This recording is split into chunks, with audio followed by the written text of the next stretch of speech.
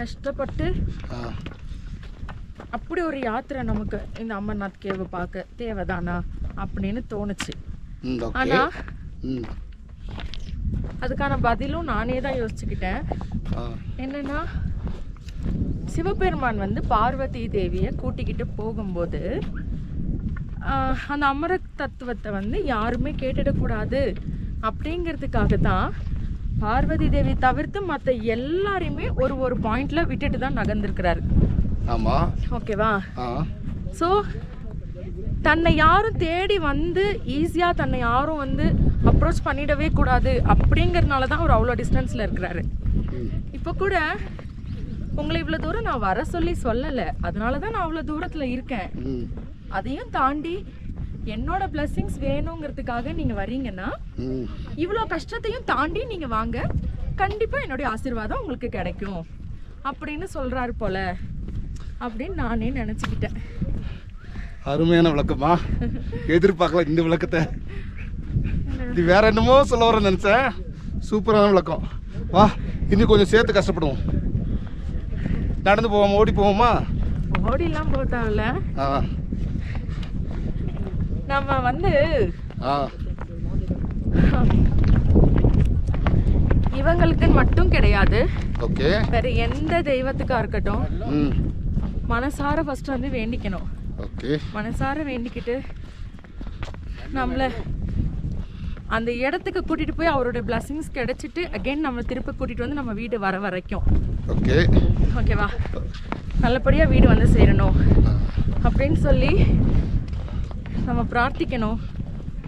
கூடவே உடல் வலிமை, அதையும் தாண்டி இதெல்லாம் பார்த்துட்டு இவ்வளோ தூரம் ஏறணுமா, இப்படி பண்ணணுமா, இவ்வளோ தூரமா அப்படிலாம் சலிச்சு போகாம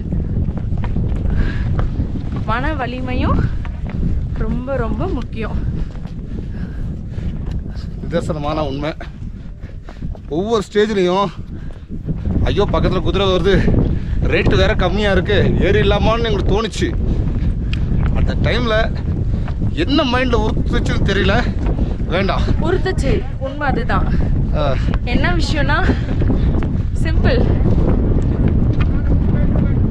இப்போ நம்ம என்னது இறங்கணும், இறக்க மக்கள் இறங்கணுமா? ஓகேயா? இப்போ நம்ம கஷ்டப்படாம ஏதாவது ஒன்று நமக்கு கிடைச்சதுன்னா அதனால ஏதாவது பலன் இருக்கா? யாராவது வாங்கி கொடுத்தா ஈஸியாக கிடைச்சா பலன் தான். நீ எனக்கு ரோட்டில் போயிட்டு இருக்கோம், தம்பி வாப்பா ஒரு பிரியாணி சாப்பிடு அப்படி சொன்னால் அது பலன் தானே, கஷ்டப்படாமல் கிடைச்சிது. அது எவ்வளோ நாளுக்கு உனக்கு அந்த சந்தோஷம் கிடைக்கும்? சாப்பிட்டு முடிச்சு அப்புறம் ஒரு 2 மணி நேரத்துக்கு. ஆனால் சில விஷயங்கள் ஓகேவா செய்யவே முடியாது அப்படின்னு நம்மளை சுற்றி இருக்கிறவங்க எல்லாம் நம்ம கிட்ட வந்து இப்படி பயமுறுத்தும் போது பரவாயில்ல, நம்பி இறங்குற, நீ தான் துணை, நீயே என்னை பத்திரமா பார்த்துக்கணும் அப்படின்னு சொல்லி நம்ம வந்து இவ்வளோ தூரம் நம்ம அதுக்காக வந்து மெனக்கிடுறோம் பார்த்தியா? இப்போ கூட ஒன்றுமே இல்லை, இந்த அமர்நாத் வீடியோ போட்டு முடிச்சுட்டு ஓகேவா, இன்னும் 1 இயர் கழிச்சு இந்த வருஷம் திரும்ப அமர்நாத் யாத்திரை ஸ்டார்ட் பண்ணுறாங்க 2026க்கு அப்படின்னு சொல்லும்போது நமக்கு மறுபடியும் போகணுன்ற ஆசை இருக்கும்.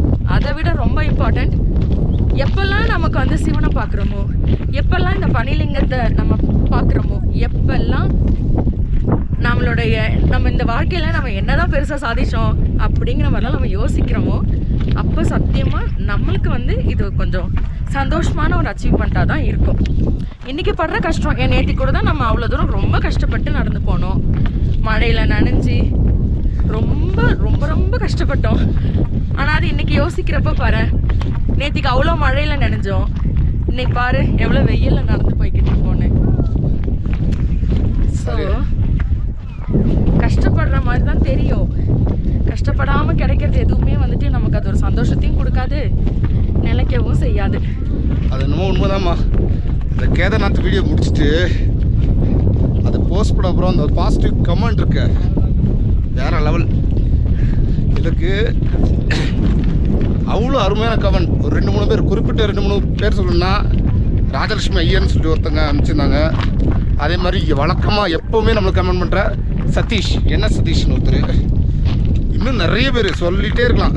இவங்கெல்லாம் பண்ண கமெண்ட்டு வருஷம் ஃபுல்லாக அந்த மாதிரி அந்த கமெண்ட்டை பார்க்கும்போது எனக்குள்ள அந்த சந்தோஷமே தனி.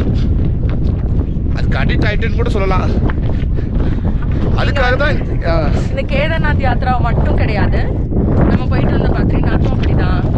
இன்ஃபேக்ட் நம்ம குழந்தைங்கள கூட்டிக்கிட்டு போன கட்ரா வைஷ்ணோ தேவி யாத்ராவே அப்படிதான். குழந்தைங்கள்லாம் அவ்வளோ தூரம் சப்போர்ட் பண்ணுவாங்கன்னு நானே நினைக்கல. பிள்ளைங்க அவ்வளோ சப்போர்ட் பண்ணாங்க. இப்போ கூட எப்படி தோணுதுன்னா, கண்டிப்பாக இந்த அமர்நாத்துக்கு நம்ம திரும்பி வரணும், இன்னொரு முறை கேதார்நாத்துக்கு பத்ரிநாத்துக்குலாம் திரும்ப ஒரு முறை வரணும். ஆனால் அப்போ நம்ம பிள்ளைங்களையும் கூட்டிகிட்டு வரணும். கொஞ்சம் வளரட்டும், இன்னும் கொஞ்சம் வளர்ந்ததுக்கப்புறம் அவங்களுடைய இந்த ஏஜ் கேட்டகரியிலேருந்து வரலாம் அப்படின்னு ஒரு ரூல் இருக்குல்ல. ஆமாம், அந்த ஏஜ்குள்ளார வரும்போது டெஃபினட்டாக பிள்ளைங்களையும் கூட்டிகிட்டு வந்து, அது ஒரு வருஷம் தான் இன்னும்.